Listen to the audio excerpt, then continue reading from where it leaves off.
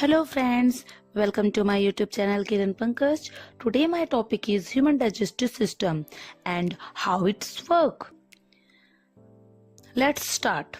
The human digestive system is very complex and has evolved over millions of years. It basically consists of the rectum, the large intestine, the small intestine, the pancreas, the stomach, also called gaster and ventriculus, and the liver with the gallbladders.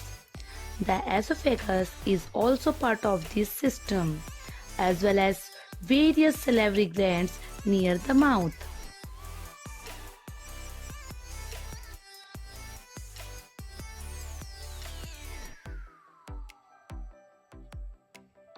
First, the food is broken up in the mouth by the teeth and then mixed with saliva with the help of the salivary glands.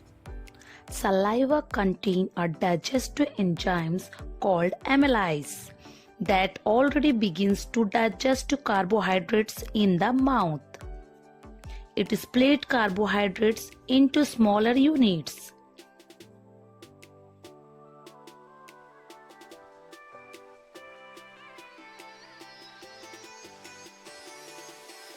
The ball-like mixture of food with saliva, also known as bolus, is pushed into the throat by the tongue and finally into the esophagus, which propels the bolus to the stomach. The esophageal lumen, that is the opening inside the esophagus, is very flexible, which allow boluses of different sizes to be transported. The esophagus consists of several layers. These layers occur throughout the interdigestive tract. The two outer muscles layers are responsible for peristalsis. Through these two muscles, the bolus can be transported from the mouth to the stomach, even if the person is standing on his head.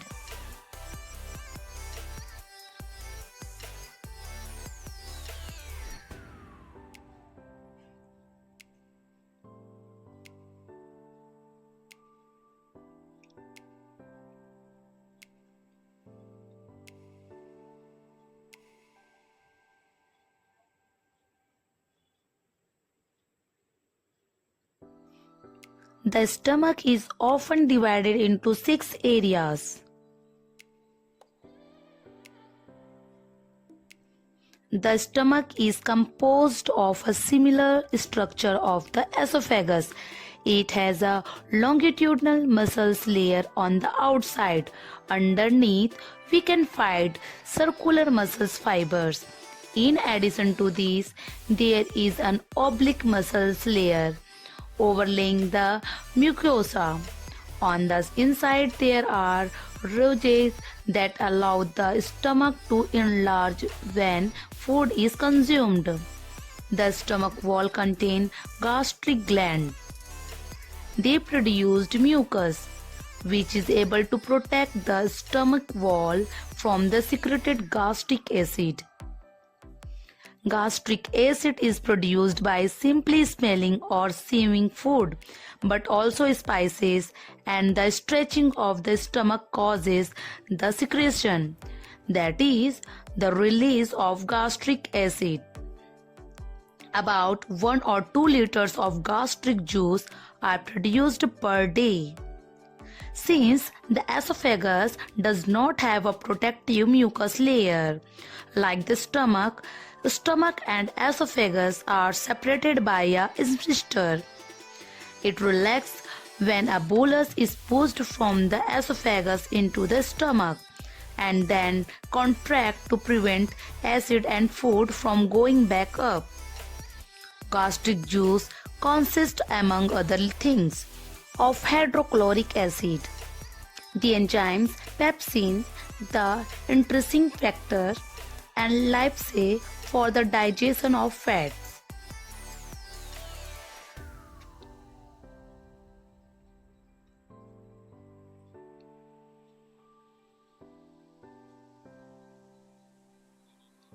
In addition to nutrients, food also contains bacteria that can damage of the body.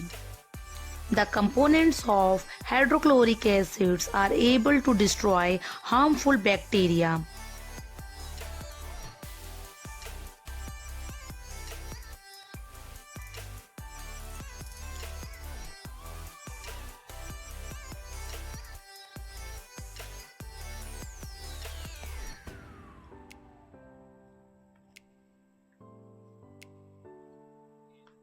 In addition, hydrochloric acid convert pepsinogen also released by the gastric gland into pepsin.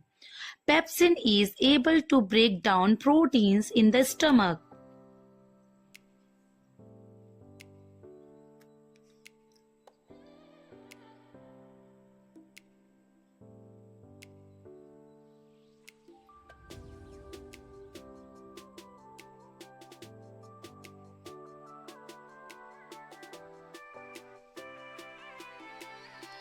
For a vitamin B12 absorption in the small intestine, the intrinsic factor is needed, which is produced by the gastric glands. The vitamins must combine with the intrinsic factors, then it can be absorbed later by the small intestine. Vitamin B12 helps keep the body's nerve and blood cells healthy and helps make DNA. It also contains gastric lysis and acid resistance enzymes for fat digestion.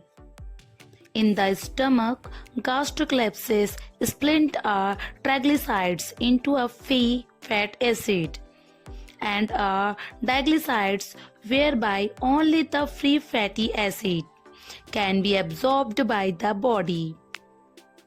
More effective fat digestion takes place in the small intestine.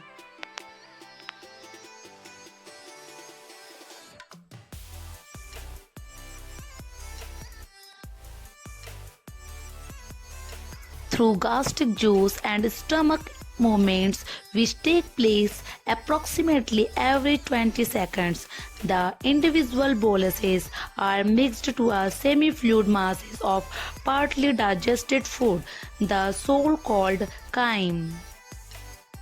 The chyme cannot enter the duodenum at first because there is a sphincter at the stomach exit.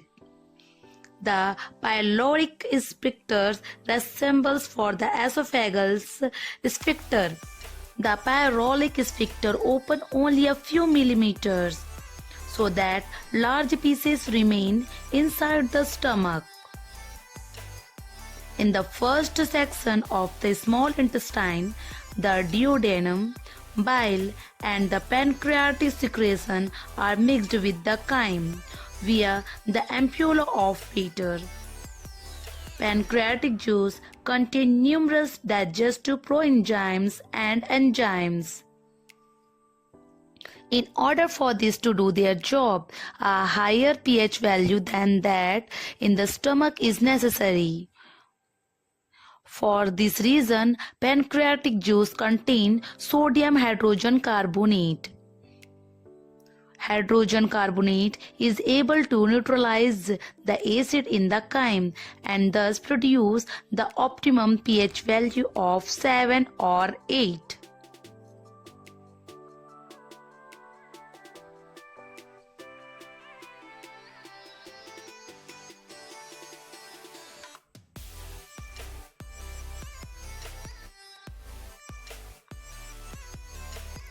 Pancreatic juice also contains proenzymes.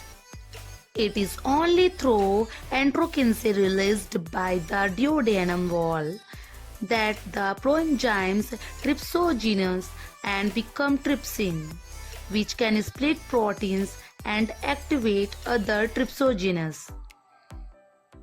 We also find alpha amylase, which we had already found in the mouth. It now does the rest regarding the splitting of carbohydrates, which it convert into maltose and also maltose.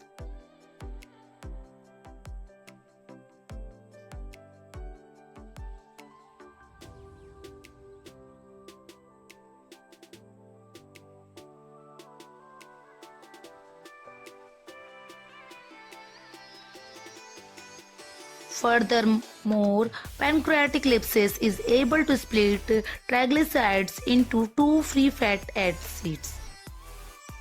The gastric ellipsis, as we have seen before, can produce only one free fatty acid.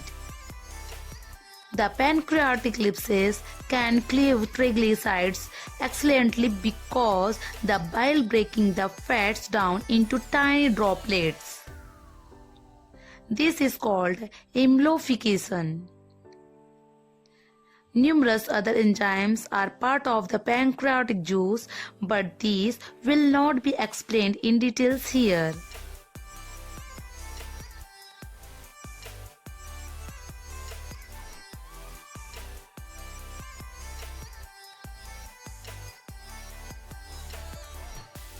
Bile is produced by the liver cells and transported to the gallbladder. The bile is stored in the gallbladder and finally added to the food in the duodenum via the ampulla of water. Of the pancreas also release juices via the ampulla of water. The small intestine consists of three sections: duodenum, jejunum, and ileum. The ileum continue into the large intestine in the right lower abdomen. The duodenum and the jejunum have circular fold to increase the contact surface with the food. These circular folds extend about 1 centimeter into the lumen of the small intestine. These folds are covered with small finger-like projection called villi. Villi increase the surface considerably. Villi are about 1 millimeter long.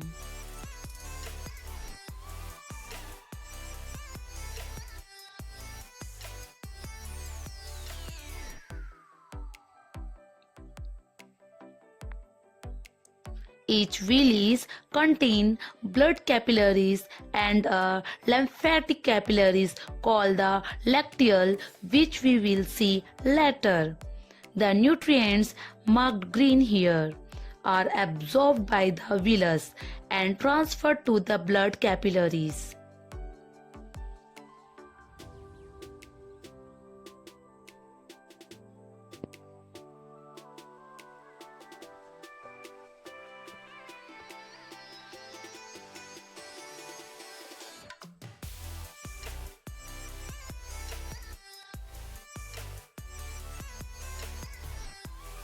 Some nutrients such as glucose do not require a carrier. They are transported freely in the bloodstream. Other nutrients such as iron require transport protein transferrin.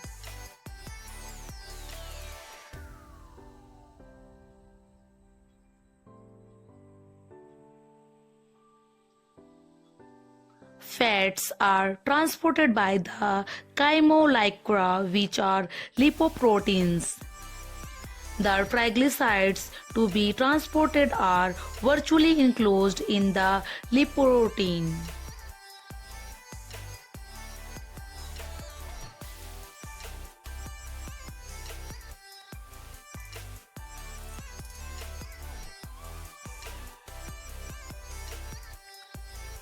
Chylomicrons and triglycerides are transported through the lateral of the villus. Each villus is covered by the even smaller microvilli. They multiply the intestinal surface considerably. The microvilli absorb nutrients and transport them into the inside.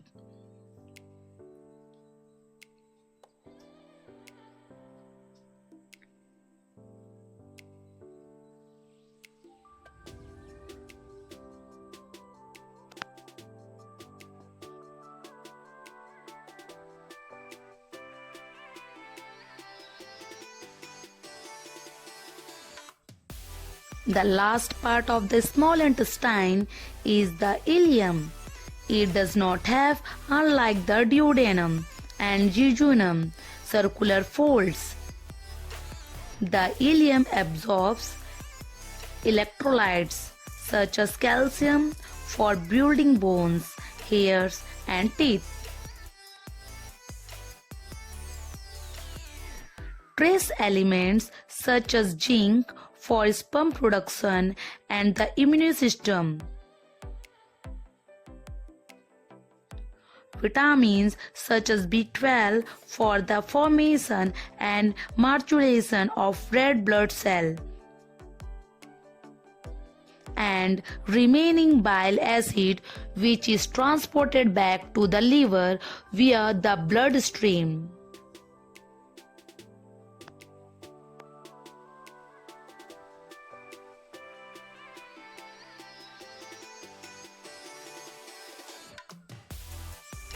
As with the esophagus, the food is transported by the peristalsis. In contrast, segmentation, contraction served to mix the chyme, which is so here is the yellow and red to make it easier to see the mixing process.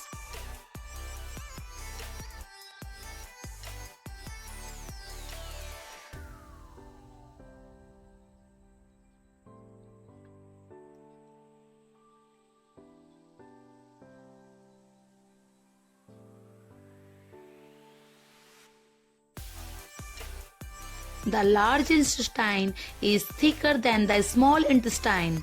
It is about 1 meter long and surrounded the small intestine. The small intestine is connected to the large intestine via the Bowni's valve. It opens when chyme is to the passes from the small intestine to the large intestine. The large intestine does not have any villi like the small intestine because most digestible substances have already been absorbed in the small intestine. However, the large intestine has an estimated 100 billion bacteria inside. They are important for many other tasks such as the production of vitamins and the decomposition of fiber for the body's energy production. Many of these bacteria are an important part of the immune system by killing harmful germs. To the peristalsis, the chyme is transported from the ascending colon to the transverse colon to the descending colon. On its way through the large intestine, water is removed from the chyme.